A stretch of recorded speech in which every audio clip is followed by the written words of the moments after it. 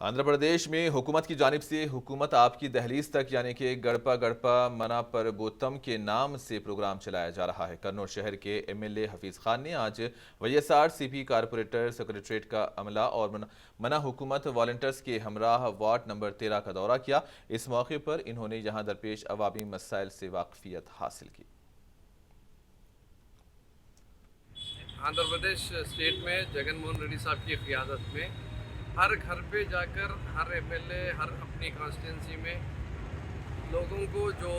Welfare के schemes दिए जा रहे हैं और जो सेक्रेटेरिएट एंड वॉलंटियर का जो सिस्टम है, उसी तरीके से म्यूनसिपल कॉरपोरेशन, उसी तरीके से रेवेन्यू डिपार्टमेंट, ये सारे लोग उनके घर पर ही जाकर उनके काम करके जो उनके बेनिफिट्स आना है वो सब बेनिफिट्स उन लोगों को दिलाने की कोशिश पिछले चार साल से की जा रही है। वो बहुत कामयाब कोशिश हुई है। कश्मीर से लेके कन्याकुमारी तक कोई ऐसा स्टेट नहीं है